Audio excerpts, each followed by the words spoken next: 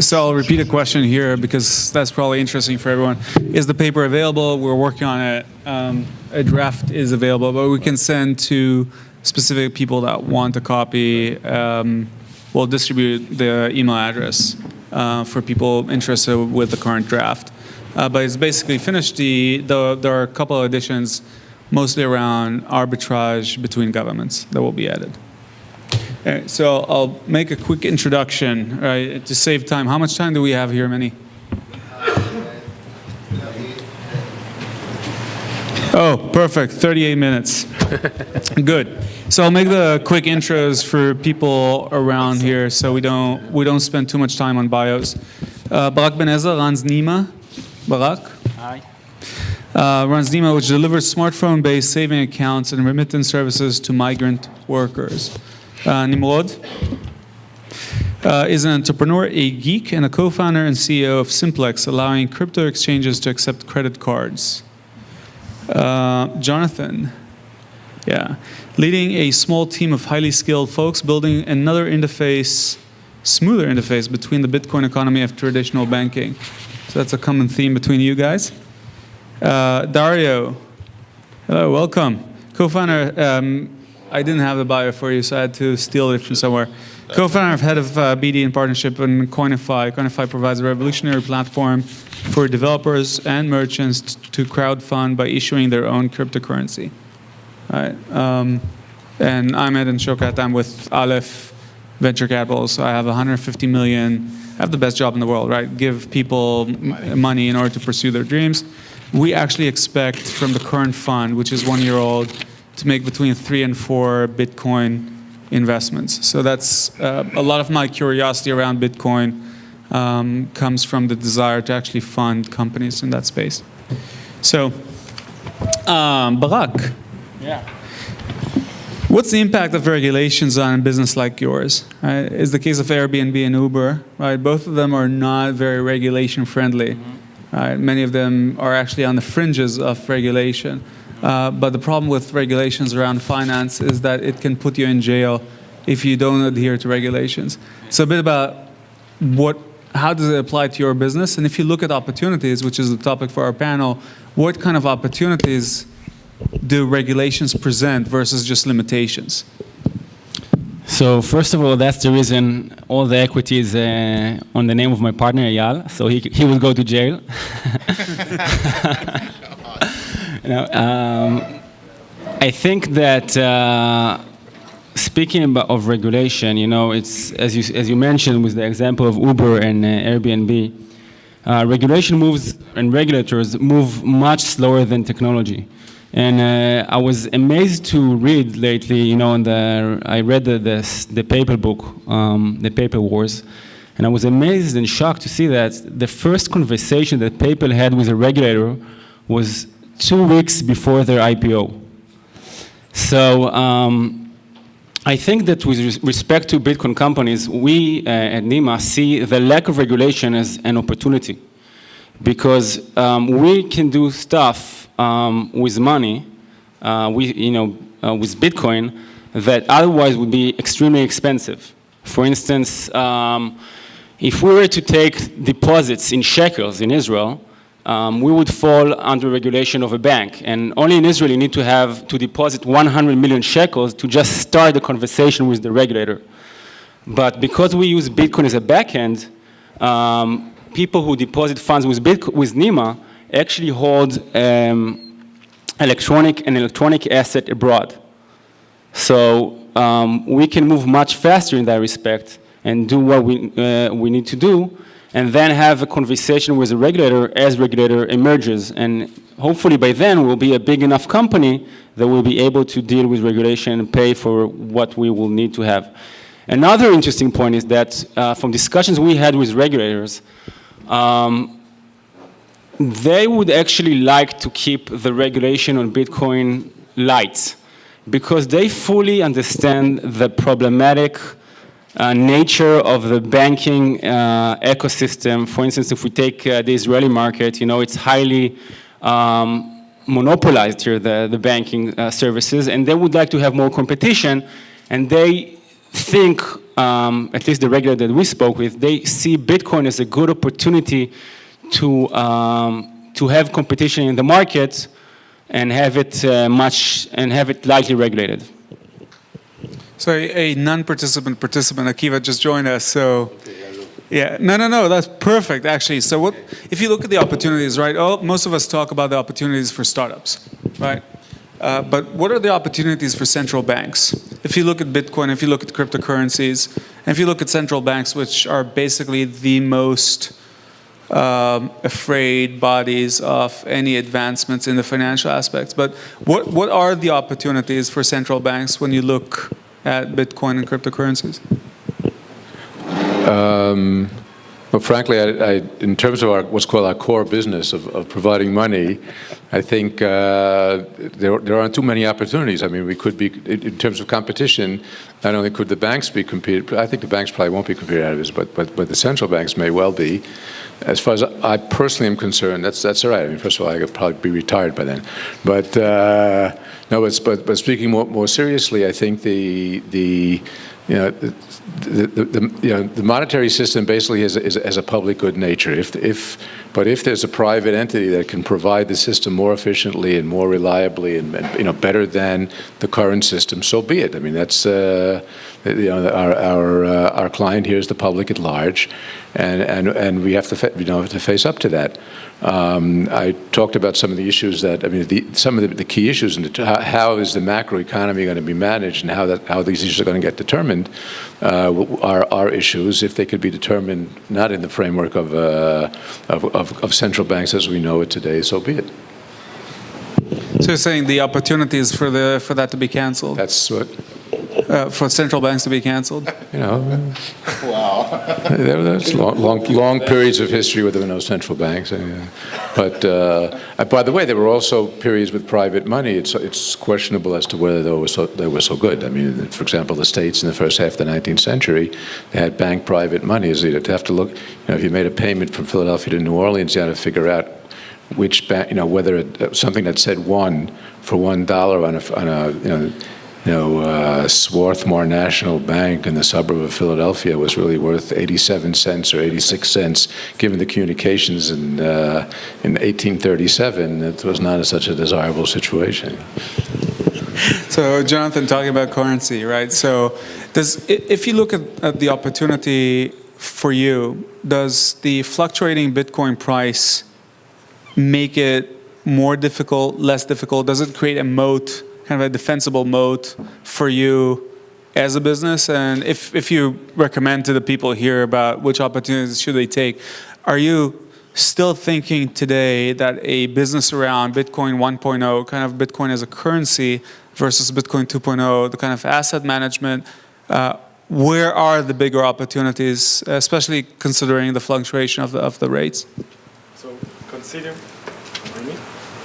No. 1, 2.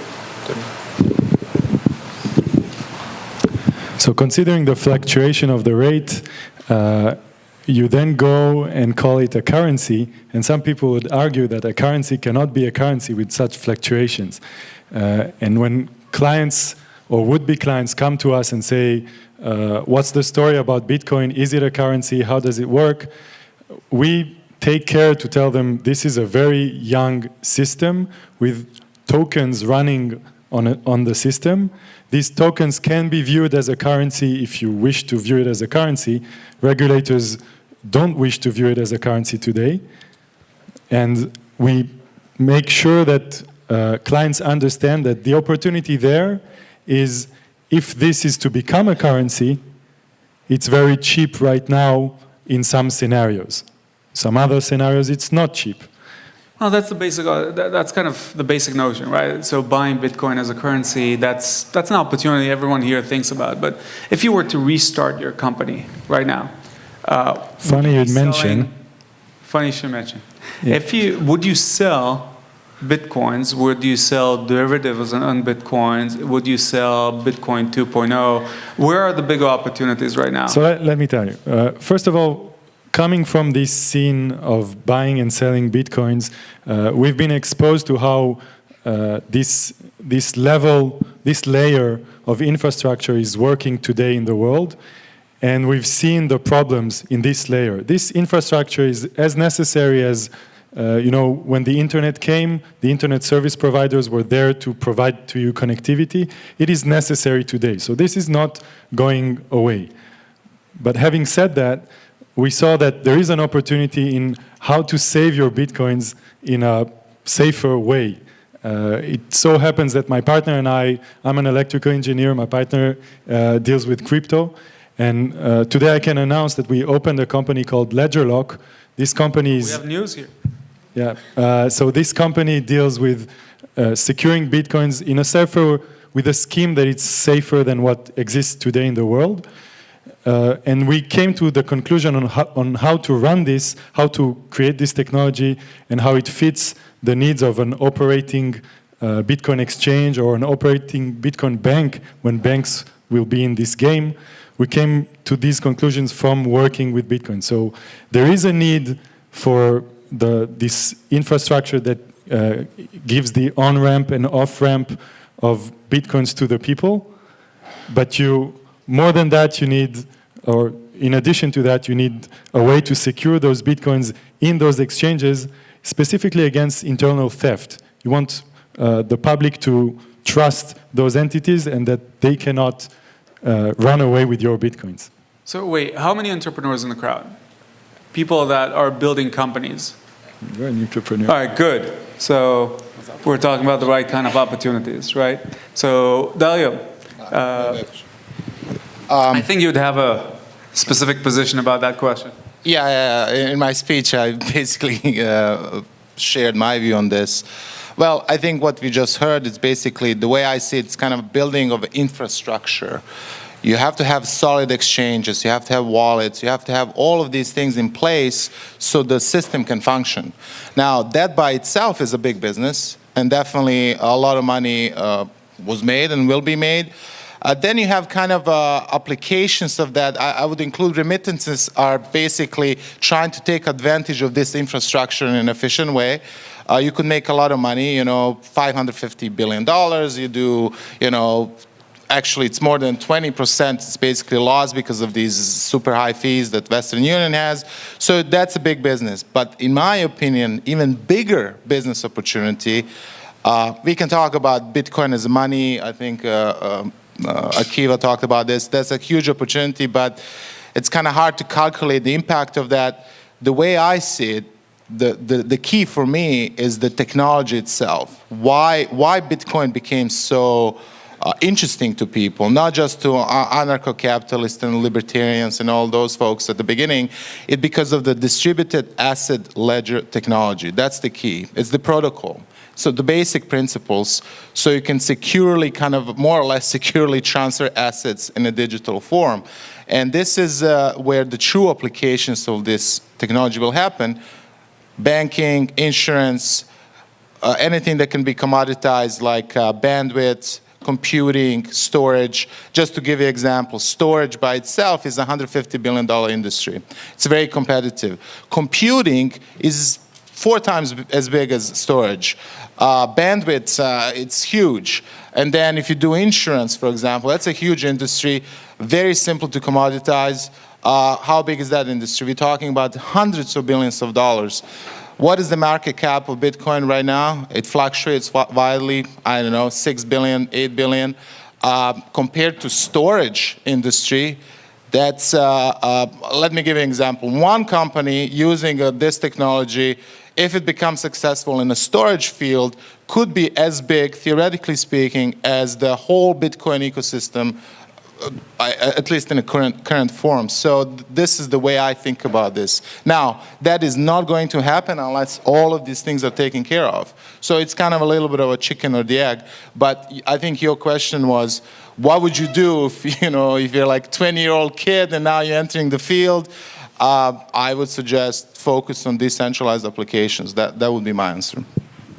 I did want to ask Nimrod something, but let's do a quick round between the people here. So you don't have any of the commitments that you have right now, right? You have all your knowledge that you have, And obviously, it's much easier to have ideas than implementation. So none of you should be scared about just saying, "Hey, this is the idea I would implement." So you're at day zero, have all the knowledge. What's the startup you would start now in the Bitcoin field? And and your real ideas, not bullshit ideas. No, so the real answer is what I just described. I mean, the team is actually starting. No, a different idea. Different one. Is actually to steal from a guy that's in the crowd, bit-rated. So I see peer-to-peer payment with an arbitration that's on the blockchain. Nadav is working on that pretty hard for a year. I think that this application put in the right market can revolutionize the market. I think that people should focus on real life use cases of Bitcoin, because I see also here in this conference a lot of highly advanced technological talk. Even the title of this conference is Inside Bitcoin, and I think that we as entrepreneurs should focus on outside Bitcoin. How to make it more accessible. Not to start designing now Bitcoin 2.0. It's as if we've already given up on Bitcoin 1.0. We should focus on making the killer app of Bitcoin money accessible in real-life scenarios. And I believe that this is what we're doing right now with Nima. We're using Bitcoin, actually. Barak, stop pitching your company. Another idea. Do not pitch your idea. Okay. So, and we can skip and then you can think back, but you're not pitching your company. Okay, so as I said, real-life scenarios. So it's interesting to see that. Okay, real-life scenarios of Bitcoin, aside from Nima. Let me think. Okay, you go. Okay, so I think that the worst thing in the process of buying Bitcoin, everybody would agree, is the KYC. So a way to annihilate the regulation when you come to purchase Bitcoins. Stop pitching your company. It's not my company. It's not what we do. We take care of a different phase of the purchase, but that's not what we do. But this is the biggest thing that annoys all the users. It's the biggest stopper on adoption as I see it. Otherwise, you would have been able to sell it anywhere, any amount, anytime, any means of payment. I think, maybe what is interesting about Bitcoin is it's money with an API. It comes with an API. So I would do all kind of apps such as, when I park, my car would automatically pay for the parking fee, either in the parking lot or as a meter, or if I want to use, a tool, a road with a toll, it would automatically pay. All those scenarios where I can actually implement automatic payments as I go. I think there's a lot of cool stuff that could be done in that space. Akiva, would you quit Bank of Israel now and do a startup? No, that doesn't work. Nothing so much with Bank of Israel. My own personal favorite is dealing with medical privacy. There was an article a couple of weeks ago in the New York Times about a girl who almost didn't receive treatment because the doctor didn't have enough information in different cases because of privacy regulations. But in the end, the doctor gave the medication and nothing, and the bad outcome didn't happen. It's not clear, but given the number of cases, it was due to the medication or not due to the medication. Anyway, the issue is privacy, and there's Bitcoin-based, blockchain-based technology that might be able to deal with that. So I think that's terrific. On the issues of what Barak said about payments and things, that the question is whether, certainly those are great applications. The question is, do they require Bitcoin? Why can't you do it with your current bank account? Pay for your parking space with your cell phone from your bank account. Because of either chargebacks. Okay. Are we still on the... Yeah. I think Akiva stole my idea. It's healthcare. I live in the United States. It's hugely inefficient, it's the biggest industry in the US, by the way. If you had for venture capitalists, when they do their analysis, that's #1 industry. It's probably the worst managed industry. So I think there's a lot of opportunities there for utilization of this technology, for sure. So maybe I'm too much of a geek, but the health of the Bitcoin network is very interesting to me. And one of the one of the things that we're seeing upcoming is trying to integrate ideas from alt chains, alt currencies, and one of the most exciting things that are happening right now is a technology that's called side chains. It's a way to take the Bitcoin blockchain and sort of fork it, like on GitHub you would fork a project, but not being able to create new coins. You preserve the total number, the 21 million, but you can go on the sidechain and do experiments that could succeed or fail. Another name is two-way pegging. You can always return to the main blockchain, and this lets the Bitcoin industry do some more experiments in a little more free way. I think that area of development can really push Bitcoin forward. So going to Nimrod, right? One of the interesting things about Simplex that I find is you use a pretty similar technology to what Fraud Sciences had at the time, but instead of what Fraud Sciences, for who's not familiar, that was focused at allowing or kind of ensuring transaction. Don't say insurance out loud. Yeah, so ensuring transactions. Instead of ensuring transaction, and then it's a limited cap, right? Because you make sure that the downside doesn't exist. What you guys are doing is trying to increase the upside, right? You try to allow additional Bitcoin purchases through credit cards. But much of that now requires interfacing with kind of the old school kind of companies. And what's your experience been like? And do you see opportunities not only for you, but actually for the MasterCards of the world in integrating these two worlds, right? Of the Bitcoin of the new and the finance of the old? I'm not sure if they have many opportunities themselves, but I think they should, and to a certain extent, they already embrace the change. I think they understand that Bitcoin has some advantages over credit cards, but it's not going to replace it ever. Bitcoin can't give you credit as a credit card in the US gives you. It doesn't give you the comfort as a user that you can commit the chargeback if you got screwed over by the merchant. So it's not going to be a complete substitute. With regards to our relationships with old school companies, also with relation to what you asked previously about regulation. I mean, regulation is the big elephant in the room. Everybody's trying to tiptoe around it, but it's here to stay. You can't ignore it. You can try work your way in a better ask forgiveness than permission, but it's, as Eden said, you might end up in Guantanamo, so I'm not sure you want to do that.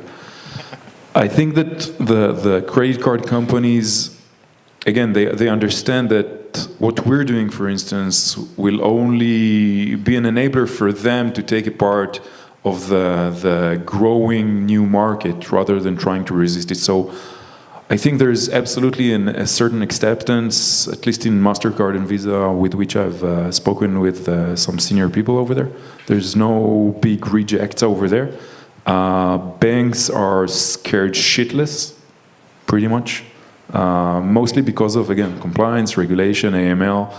As long as you can create a constellation in which these big words are, the banks feel safe with them, they'll let you work. So again, it's scary, it's annoying, it takes a huge toll of my time, regulation, but again, you can work around it and you should. So don't let that stop you from your idea. So wait, let's do a round here and then also think about your Q&A, right? So there is a rumor that there's a committee now in Bank of Israel working through some of the regulation issues. Rumor, right? So just people on this panel and then people here, what would be your recommendations if you had 10 minutes there, right? But just one sentence, but you had 10 minutes there, how would you pitch kind of the Bitcoin opportunity for Bank of Israel? And just as a reminder, Bank of Israel is charged most of the time with defending people, right, rather than the upside. But how would you pitch one sentence to the Bank of Israel, to the committee, about the opportunities in Bitcoin? Safest way to prevent AML, by far.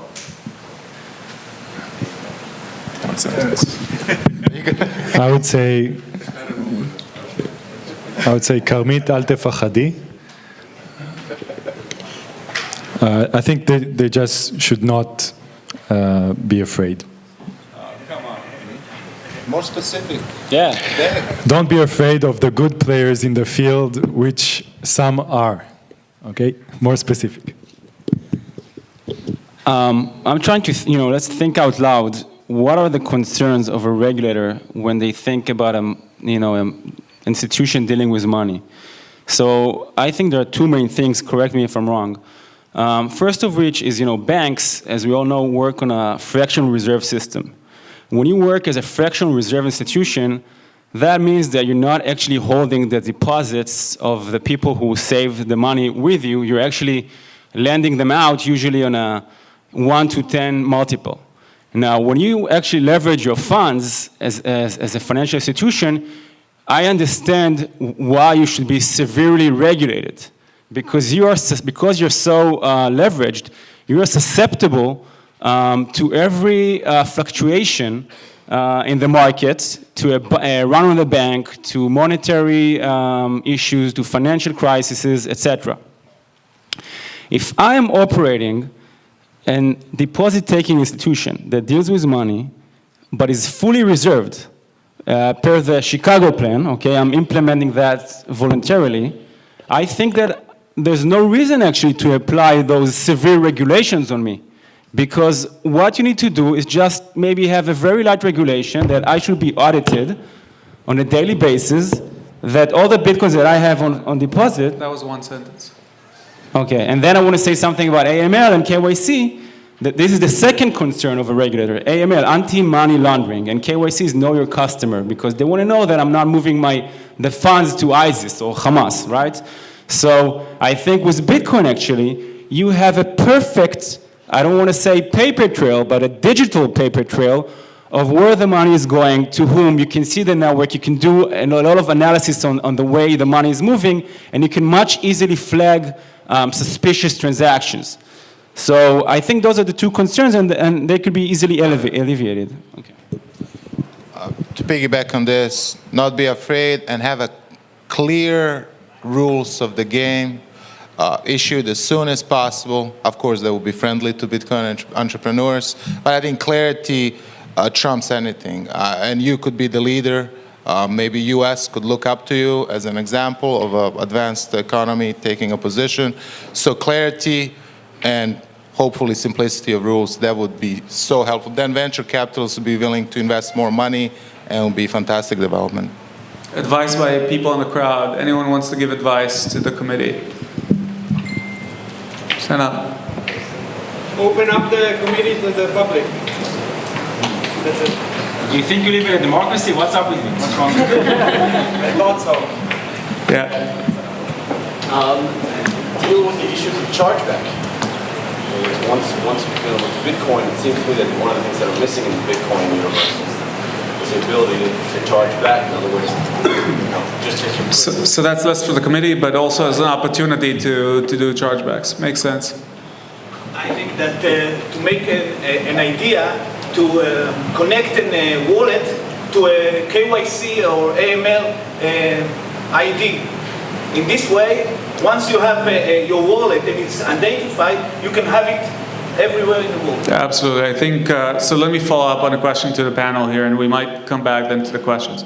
Anonymity, right? If you look at opportunity, if you look at the next 5 years, do you think anonymity will stay, or will there be new companies that push aside anonymity? I don't think anonymity exists. Pseudo-anonymity. Yeah, I don't think it exists today for people trying to move substantial amount of money in Western countries. We see attempts of people that read in the news, Bitcoin is great for fraud and money laundering. I'm not sure that it's attempt to launder money, but it's people that come, ask a question, ask 2 questions, and go away. So when they understand that for large amounts of money, it's impossible to go through the whole loop of moving money from one place to the other, they understand that anonymity is basically gone today. Maybe there are places around the world that I'm not aware of that still let you have exchange go into and out of the fiat Bitcoin world, but it's becoming increasingly difficult, and in most places it's already gone. How many people here, raise of hands, use Bitcoin because of the belief of anonymity? That's a tough question. Wow. Right? I don't think that there's a bias in the question. Nobody will raise their hands, right?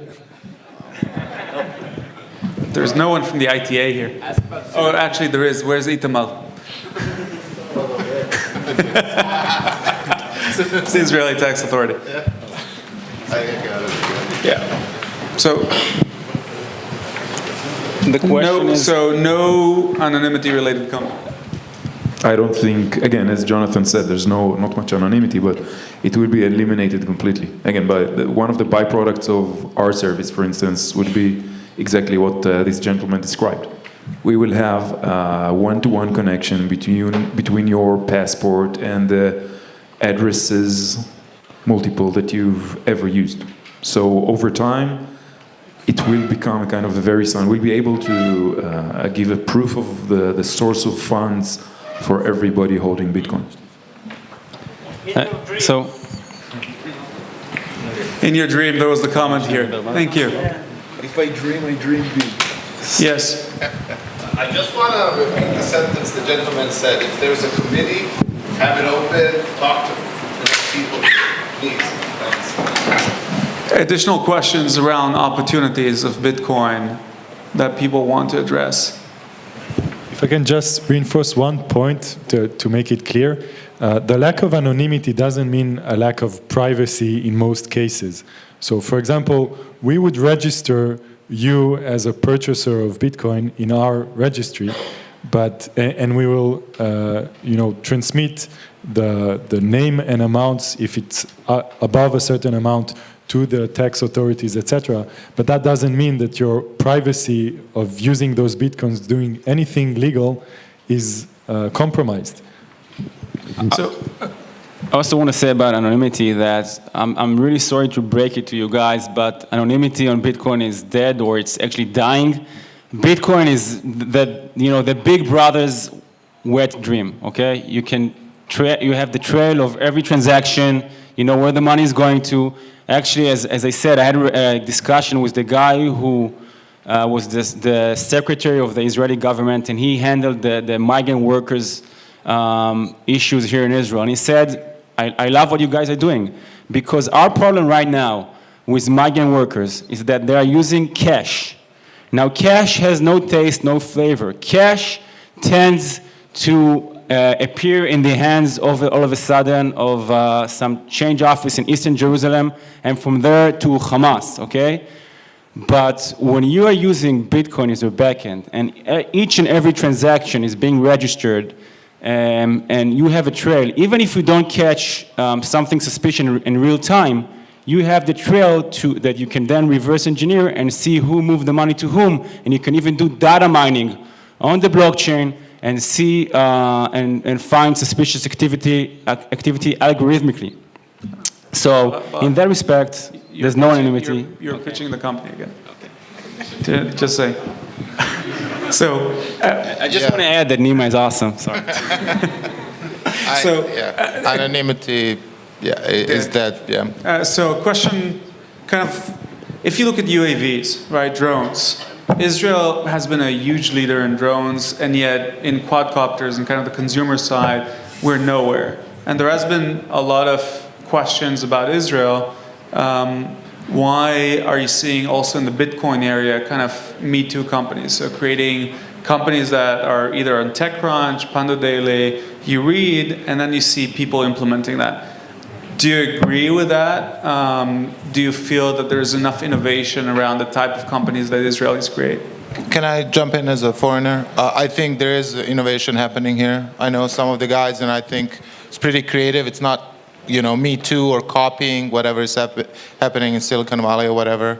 So yeah, I would say it's a small but very creative and awesome bunch of people. Yeah. Group of people. I think you do see Me Too companies for places where you need to have them, again in infrastructure, but you also see an attempt to solve the deepest problems of Bitcoin. One thing that I would like to pitch is an idea that I think many will present tomorrow, trying to solve the decentralization of mining. So there might be a solution to that problem, a technical solution, and I think it's presented towards the end of the day tomorrow, right?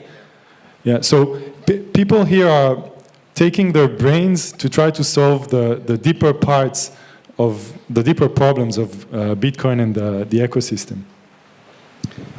I think that here in Israel, perhaps we're better equipped to use Bitcoin for real problems, especially in the emerging markets.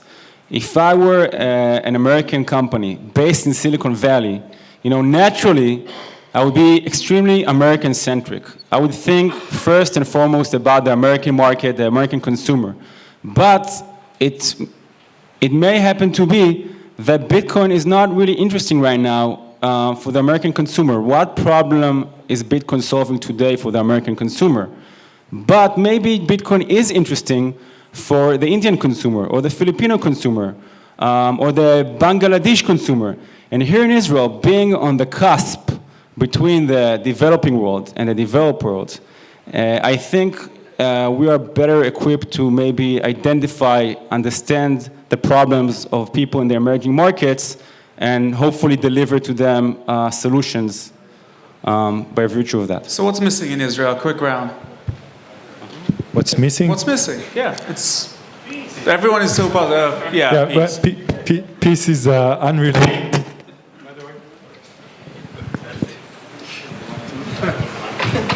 Quick round, 30 seconds. Yeah, that's actually a good pitch. 1, 2. Okay, so that's a good pitch. There's a place called Kids for Peace in Jerusalem. Proceeds of bits of gold. Thanks. So some of the proceeds of bits of gold, earning go to fund a small place called Kids for Peace that takes Christians, Muslims, and Jews aged 12 and takes them together and flies them to United States. Kids for Peace. Okay. And just what's missing for small companies that need consumer access, it's the market, but that's not specific to Bitcoin. You need to go outside and in order to have a thriving company if you're trying to reach consumers. I think Israel is lacking of nothing. Israel is a perfect place. No. Israel is, what is missing in Israel? Okay. In Bitcoin, yeah. I think maybe, when you deal with Bitcoin, you have to think really big. You have to think about problems of, like changing the world for the better. Very maybe idealistic views. I think part maybe of the Israeli investors, they're a little bit more cynical, okay, and they kind of like tend to roll their eyes if you have this kind of ambition. Whereas investors in places like the Valley, they're actually much more interested in companies that have this agenda of creating positive impact on a global scale. So I think Israel is has too much cynicism and is lacking in... Not enough investors that want to think big. Yeah, that's my experience too. I think venture capitalists here are kind of cheap. That's the term I heard. But to be fair, I think Silicon Valley is unique, and you cannot find any other location, including New York or Los Angeles or whatever, which has that mentality which you just described, willing to back these young dreamers that want to dominate the world. So Israel is just like the rest of the world in that sense. But they're lacking money for sure, based on my conversations. Our biggest experience is there's not enough seed money. But yes, even on that smart stage. Seed money to invest in Bitcoin. Huge gap. I'm listening. Seed money.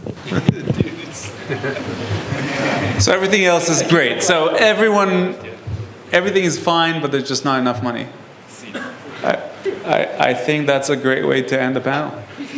Everything is right.